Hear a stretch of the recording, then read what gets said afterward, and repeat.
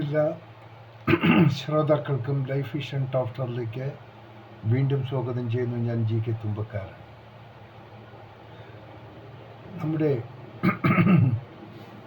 ഈ വാർസോൺ അപ്ഡേഷനെ കുറിച്ചാണ് ഈ വീഡിയോ. നമുക്കാകെ കാണാൻ സാധിക്കുന്നത് സത്യസന്ധമായ ഒരു വാർത്തകളും നമുക്ക് ലഭിക്കാറില്ല. ഒരു കൂട്ടർ ഇറാന് വേണ്ടിയും മറ്റൊരു കൂട്ടർ ഇസ്രയേലിന് വേണ്ടിയും തമ്മിൽ പൊരുതുകയാണ്. യുദ്ധം യഥാർത്ഥത്തിൽ നടക്കുന്നത് യുദ്ധമുഖത്തല്ല. ഇപ്പോൾ യുദ്ധം നടക്കുന്നത് മാധ്യമക്കാർ തമ്മിലുള്ള യുദ്ധമാണ്. അവരാണ് ഇപ്പോൾ വിധി കൽപ്പിക്കുന്നത് എവിടെ എന്തൊക്കെ എങ്ങനെയൊക്കെ സംഭവിക്കുന്നു. അതായത് സത്യസന്ധമായ ന്യൂസുകൾ കൊടുക്കാൻ പല മാധ്യമ പ്രവർത്തകരും സോഷ്യൽ മീഡിയ പ്ലാറ്റ്ഫോമുകളും ശ്രദ്ധിക്കുന്നില്ല. ഇവർക്ക് എന്തൊക്കെയോ മനസ്സുകളിൽ കൂടിയിരിക്കുന്നു. അത് ഒരു സാഹചര്യമായി കണ്ട് ആരുടെയെങ്കിലും മേലിൽ ആവശ്യമില്ലാത്ത അനാവശ്യമായ ന്യൂസുകൾ കെട്ടിപ്പിടിക്കുക, ജനങ്ങളിലേക്ക് എത്തിക്കുക, ജനങ്ങളെ പരിഭ്രാന്തരാക്കുക. യഥാർത്ഥത്തിൽ വളരെ ബുദ്ധിമുട്ടുകയാണ് യുദ്ധമുഖത്തിലുള്ള രണ്ടു കൂട്ടരും. നാം വിചാരിക്കുന്നത് പോലല്ല ഒരു യുദ്ധം മുമ്പോട്ട് കൊണ്ടുപോകുന്നത്. ഒരുപാട് കാര്യങ്ങൾ നോക്കേണ്ടതുണ്ട്. ആദ്യം സ്വയം രക്ഷ, രാജ്യത്തിൻ്റെ രക്ഷ, യുദ്ധത്തിൽ ഏർപ്പെട്ടിരിക്കുന്നവരുടെ സുരക്ഷിതം, ഇതൊക്കെ കണക്കിലെടുത്ത് ഒരു യുദ്ധം നയിക്കുക എന്ന് പറഞ്ഞാൽ അത്ര എളുപ്പമുള്ള കാര്യമല്ല. നമ്മൾ ഇറാൻ്റെ മിസൈൽ അവിടെ പോയി, ഇസ്രയേലിൻ്റെ മിസൈൽ ഇങ്ങോട്ട് പോകുന്നു, അങ്ങോട്ടും പോകും. കാരണം ഈ വാക്കുകൾ കൊണ്ട് യുദ്ധത്തിന് കൂടുതൽ പ്രഹരശക്തി ഉണ്ടാക്കുന്നതാണ് ഇപ്പോൾ നമ്മുടെ മാധ്യമങ്ങൾ ചെയ്യുന്നത്.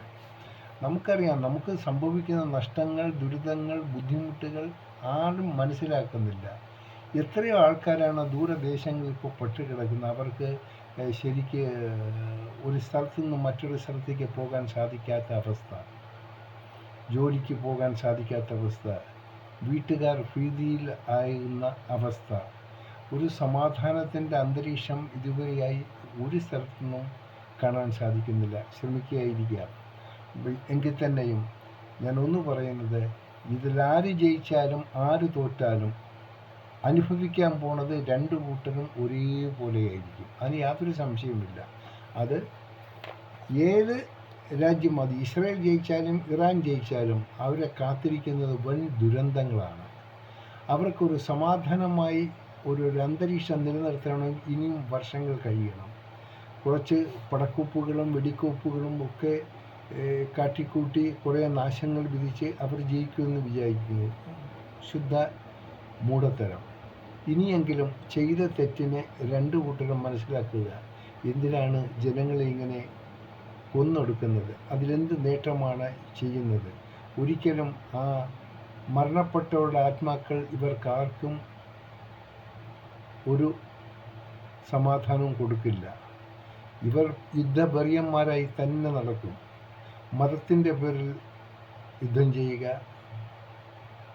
അല്ലെങ്കിൽ വിരോധത്തിൻ്റെ പേരിൽ യുദ്ധം ചെയ്യുക, അല്ലെങ്കിൽ മോഷണത്തിനായി യുദ്ധം ചെയ്യുക. ഇതിൽ ഏറ്റവും കൂടുതൽ ശിക്ഷ അനുഭവിക്കാൻ പോണ വ്യക്തികൾ ഇവരെ ആരാണ് യുദ്ധത്തിലേക്ക് നയിക്കുന്നത്,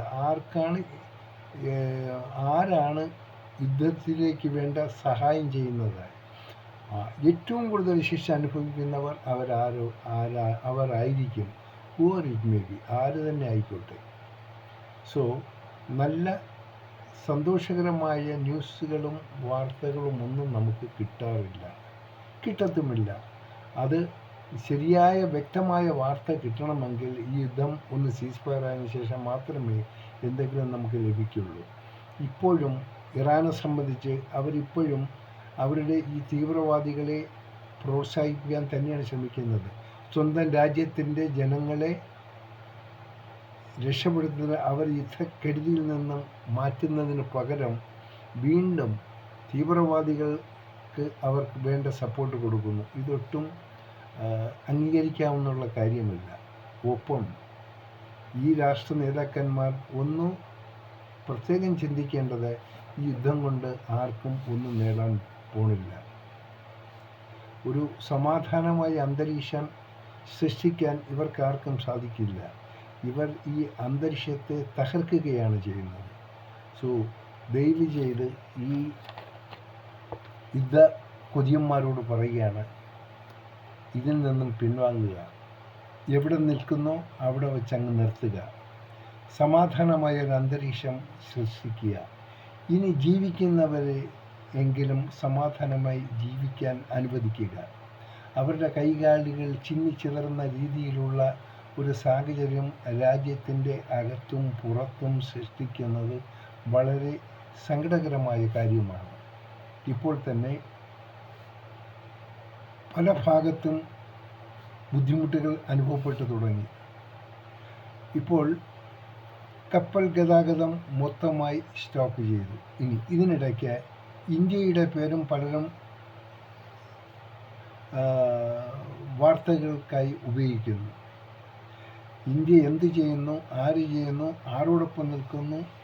ഇന്ത്യക്ക് മാത്രമല്ല, ഈ റഷ്യയും ചൈനയും അവരും പ്രത്യക്ഷത്തിലൊന്നുമല്ലെങ്കിലും തിരശ്ശീലയ്ക്ക് പിന്നിൽ നിന്ന് അവർ ആർക്കൊക്കെയോ എന്തൊക്കെയോ സപ്പോർട്ട് കൊടുക്കുന്നതായി മാധ്യമ റിപ്പോർട്ടുകൾ വരുന്നു. അതിൽ എത്ര കണ്ട് സത്യമുണ്ടെന്ന് ആർക്കും അറിയുകയില്ല. ഏറ്റവും കൂടുതൽ ഇവിടെ ബുദ്ധിമുട്ടുണ്ടാക്കുന്നത് ഈ മാധ്യമ പ്രവർത്തകരാണ്. ഒരിക്കലും സത്യസന്ധമായ ന്യൂസ് അവർ ജനങ്ങളിലേക്ക് എത്തിക്കാൻ ശ്രമിക്കുന്നില്ല. ഇവരുടെ ചില റിപ്പോർട്ടുകൾ കാണുമ്പോൾ ഇവരിപ്പോൾ യുദ്ധഭൂമുഖത്ത് നിന്ന് അവരങ്ങോട്ടോ വടികൾ സേഫ്റ്റി ഡ്രസ്സൊക്കെ അടിച്ച് സേഫ്റ്റി ഹെൽമെറ്റൊക്കെ അനുസരിച്ച് ഇതേ ഞാൻ കണ്ടുകൊണ്ടിരിക്കുകയാണ്, ഇതാണെന്നുള്ള രീതിയിലുള്ള ന്യൂസുകളാണ് പടച്ചു വിടുന്നത്. അവർ യുദ്ധമുഖത്തും പോയില്ല.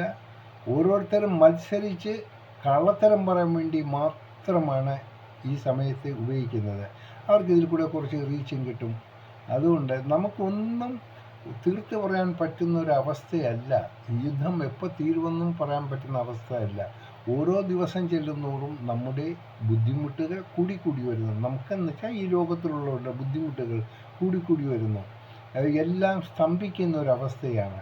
വെറുതെ ഈശ്വരൻ തന്ന ബുദ്ധി മനുഷ്യനെ കൊന്നെടുക്കാൻ വേണ്ടി ഉപയോഗിക്കാനും അതിൻ്റെ കണ്ടുപിടുത്തങ്ങൾ ഉപയോഗിക്കണമെന്ന് വെച്ചാൽ വളരെ മോശമാണ്. അതുകൊണ്ട് ഒരിക്കൽ കൂടി നമുക്ക് ഈശ്വരനോട് പ്രാർത്ഥിക്കാം, ഇതെല്ലാം തീരട്ടെ. ഈ യുദ്ധവെറിയന്മാരെയും അതിനെ പ്രേരിപ്പിക്കുന്നവരെയും അവരെ മോശമായ രീതിയിൽ ചിത്രീകരിക്കുന്നവരെയും അവർക്ക് നല്ലത് വരട്ടെ, നല്ല ന്യൂസുകൾ കൊടുക്കട്ടെ, സമാധാനത്തിൻ്റെ ന്യൂസുകൾ കൊടുക്കട്ടെ.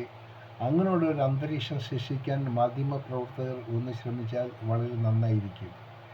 ഇനിയെങ്കിലും ഈ അനാവശ്യമായ ന്യൂസുകൾ, ഈ യുദ്ധത്തിൽ യാതൊരു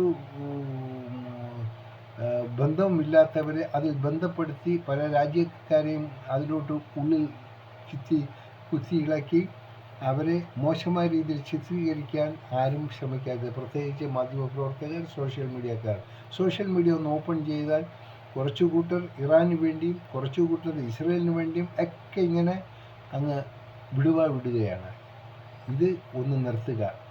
സമാധാനമായ അന്തരീക്ഷം പുലരാൻ വേണ്ടിയുള്ള നല്ല സന്ദേശങ്ങൾ കൊടുക്കുക, സത്യസന്ധമായ ന്യൂസ് കൊടുക്കുക. ആൾക്കാരെ ഭീഷണിപ്പെടുത്തുന്ന, ആൾക്കാർ കൺഫ്യൂഷൻ ആകുന്ന രീതിയിലുള്ള ന്യൂസുകൾ മാധ്യമപ്രവർത്തകർ ദയവായി കൊടുക്കാതിരിക്കുക.